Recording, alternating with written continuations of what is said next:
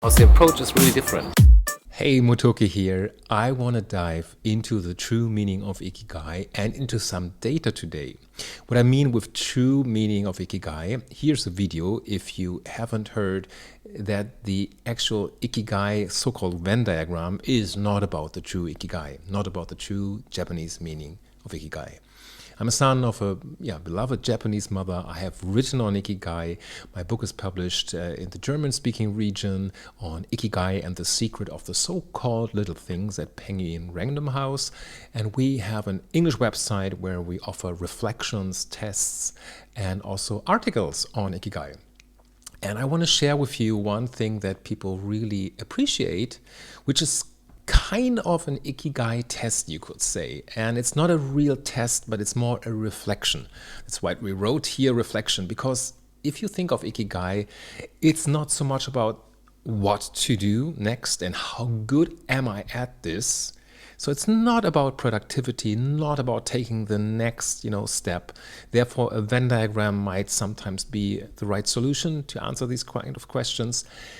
It's more about the way of living. It's more an approach on how do I want to live my life so that it is more meaningful, that I'm feeling more, that I have more well-being in my life.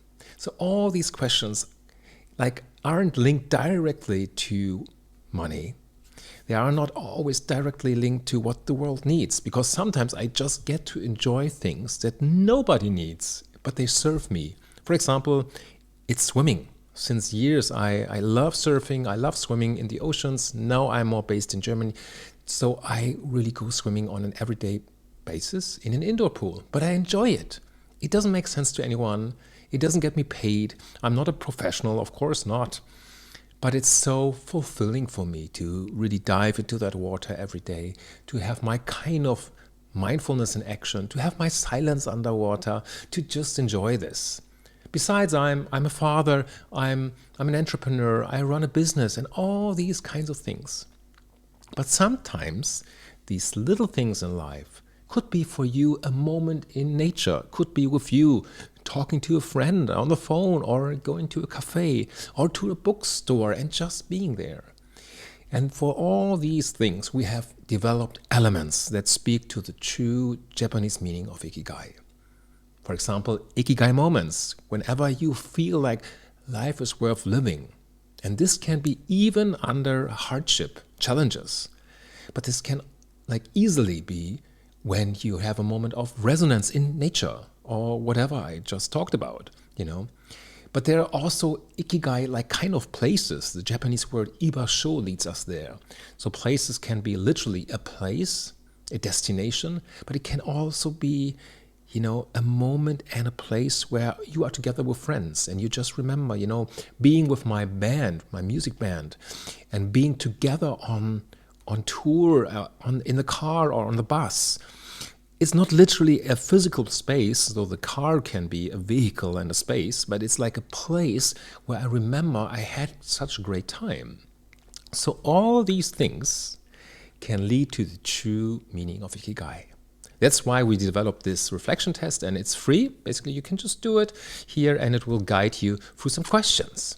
So we need your email for this, and then you can start. Oh, I should insert my email. So here, you got my email if you want to contact me. And so we asked you, what is Ikigai? After this video, you already can say, it's maybe a Japanese philosophy, not a Venn diagram, right? A little bit of tweaking here. So we asked you questions around your youth. We asked you question what really just makes sense to you personally. So a lot of questions, but this kind of reflection, if you take your time, you can even take a pen and paper and do this question simultaneously as a kind of a journaling. You can journal through the test and really write these thoughts on paper. If you want, you can put it here and you will get a nicely designed PDF with your reflection and also kind of an AI-powered summary of what you have told us in this test. And it's fully automated, so you get the results and the PDF within seconds, I promise. It should work, otherwise just contact me. You have now my email. What happens after some years?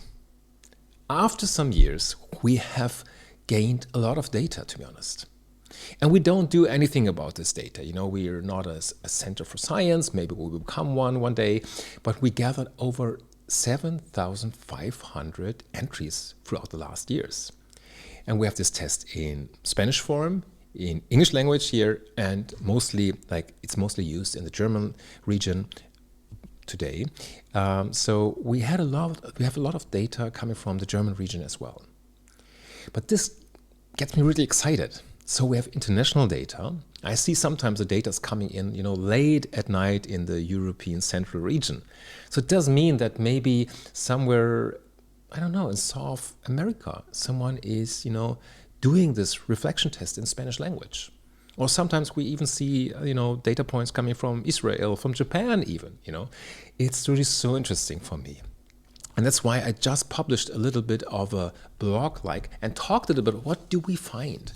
Or in other words, what do people seek when they search for meaning and ikigai, and then they go on Google and then they find our reflection test and then they fill it out and then, they think about this. And at this point, I really want to say thank you to a lot of you who have filled out these tests. And then there's the last section where you can just, tell us what you think or whatever is on your mind. And a lot of appreciation is coming through. So people are really thankful for these considerate questions. Oh, thank you for all these questions. This led me to a new perspective on. I wouldn't say these questions are rocket science, but they're a little bit thought through. So they're not that simple, like when you get up in the morning, do you regularly enjoy, getting up and coming into your day? This is all interesting data. Also, positive psychology does use this a lot. But we are more doing questions that lead to a more deeper and inner reflection. So I would say every question leads to an answer, but can provide you with even more a second question or a third question. If you find something is missing in your life, you can ask yourself, what is an assumption that I have that kind of blocks me to doing this more? For example, how could you forget something that you enjoyed in childhood? And then now with this reflection, you come back to that point and then you say, but it's so silly to do that. I'm an adult now. For example, in my case, what I really loved to do in my childhood was climbing on trees. But I forgot about that. And then suddenly, something from like a plane to like a plastic plane from my son, got wired up in a tree. And so I thought I climbed up that tree and bring him back this plane, of course. Climbed up the tree, gave him back the plane, and then I just rested all there at the top of the tree. And I found it really funny and interesting to see the world from that perspective. I even noticed that people, who were walking by, and that was a park, they didn't notice me because no one was looking up. And other people were looking on smartphones, no one was looking up.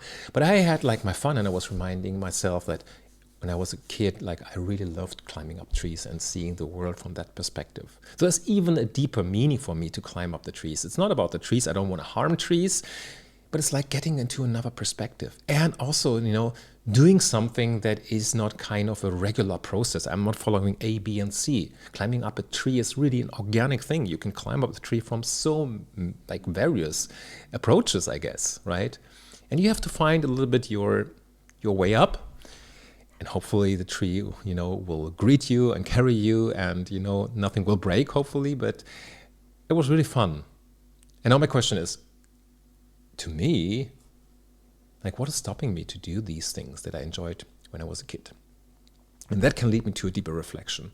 So this is one example how every question in the questionnaire can lead you to further questions. Let's look a little bit at the data. You see here now, here's the blog article. And what do we find here?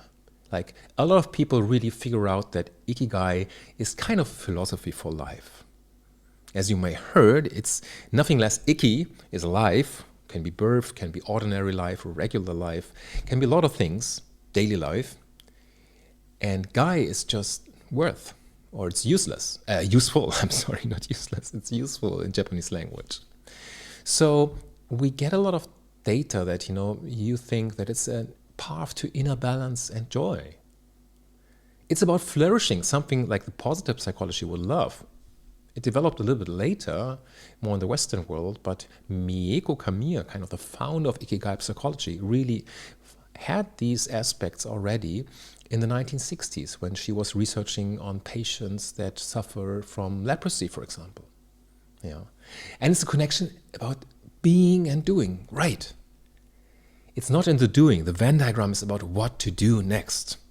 So it's more my outer being.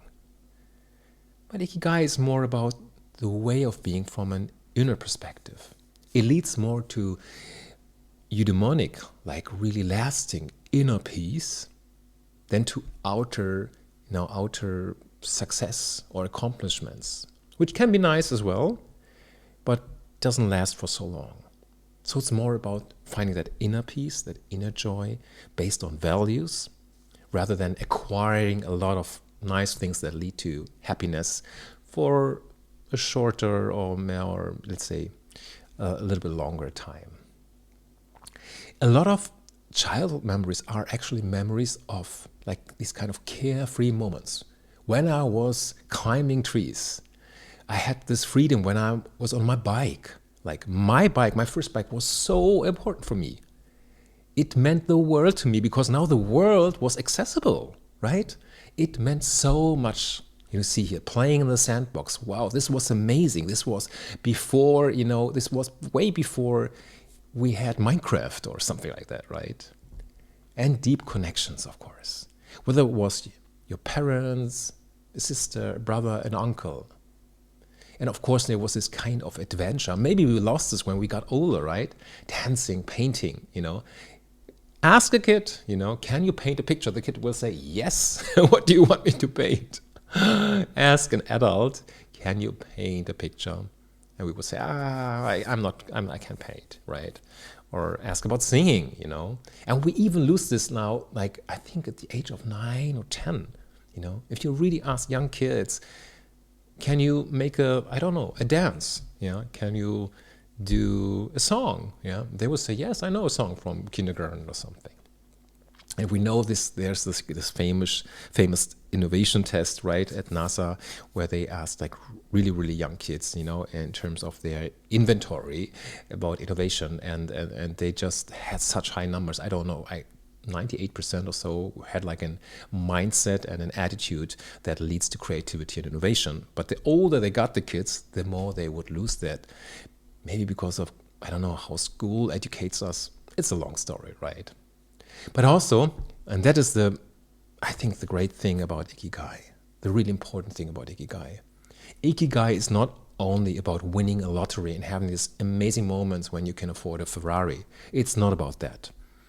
It's also about how do you find sense, like meaning in life? How can you experience this meaning in life as a sense of senses, even in the most challenging setbacks, even when you have really hardship that is coming into your life. And of course, we all have our doubts, right? If the world gets more quiet, and then there's an inner voice always asking us. But also, like sometimes, I just wonder, is this the right way to go? But also, we have things in family, in life, where we are challenged and called out. And it's so important to work on your values, that you have them available when you are challenged. I would say it's a little bit too late to start, a course or anything when you are already challenged. Then you need immediate support. In terms of resilience speaking, we know that in the inventory of resilience, we need, for example, relationships where we count on. But it's also great if you have, let's say, some utensils at hand. And Ikigai, the way we approach Ikigai, and really coming from the original philosophy and psychology of the true meaning of Ikigai, we developed some tools, we would say, some practices that help you to deal with stress, for example, to build inner strength, resilience. And this can lead to new perspectives. Let's see what we found here. Also, people have hope. This is the data of 7,500 people. Amazing, right? So you see entries from Spanish, my mother and my friends give me strength. Yes, we see that a lot. And this is going back to the first resilience studies and even beyond that. Emmy Werner and colleagues, they found like this is one of the most important perspectives, dimensions on resilience, right? And we know this also from the teachings of Viktor Frankl, from other people, that like relationship is so important. And today we have like the longest like study from Harvard, and then like Robert Waldinger is leading this at the moment, and we know from that our relationships that we have around 50, and I'm turning 52 in some months, the relationships which we have around 50 will determine the health we have with 80, more than any other factor, more even than the factor that how much do I do sports in the week? This is important, of course. How is my nutrition? And all these things are important. But if we don't have meaningful relationships, which can be the small relationships, the small things in terms of ikigai, then it's a great like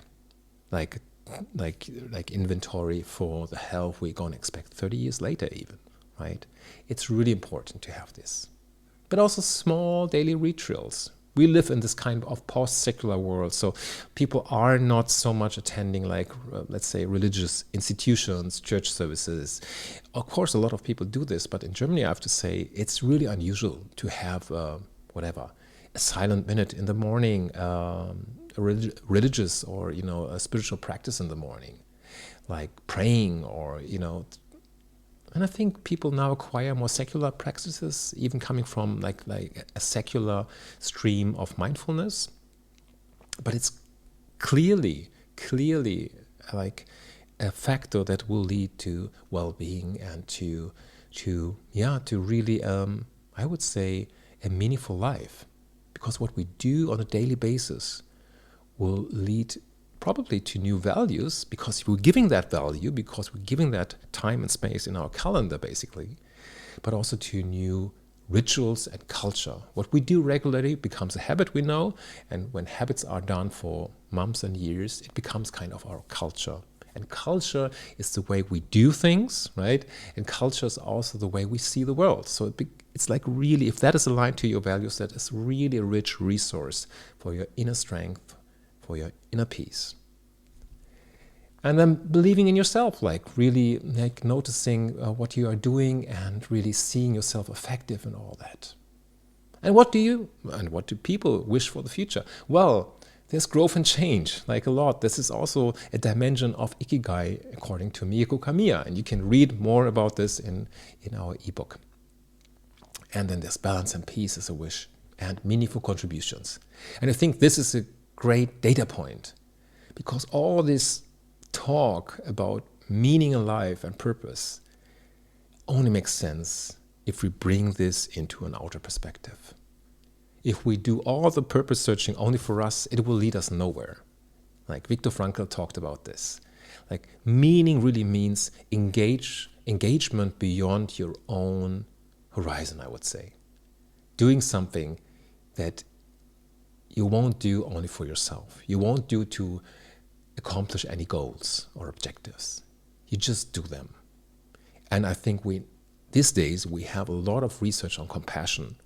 And there's kind of this interesting effect that if you do something on this basis, really without thinking of yourself, right, you will make other people hopefully happier, right? But you will become happier when you're doing this. This is so interesting in the research. So being kind and being compassionate to others, serves the others, but also serves your soul and your well-being. Well, it's so good. And what we can see after thousands of years of spirituality and religion and all the decline of religion, I think today we're all still searching for meaning.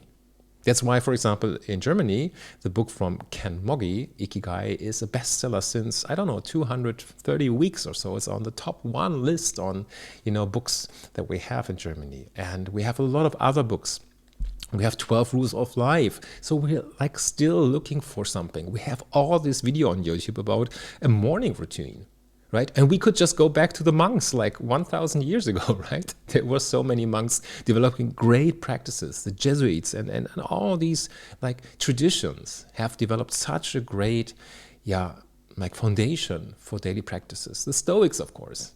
So maybe there's a reason why we're all looking for this kind of stability and this kind of, everyone wants to be free, but we also want to have something that guides us through the day, right?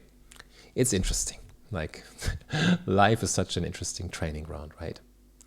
So we end up with this question. This is my question also for you. Like, what are you looking for now as this year is coming to an end? And you're probably going to see this video in 2025. So what is meaningful to you? What makes your life worth living in 2025? Please let me know in the comments. Please do this Ikigai reflection. It won't cost you much time. You can do it literally in 7, 8, 9, or 10 minutes.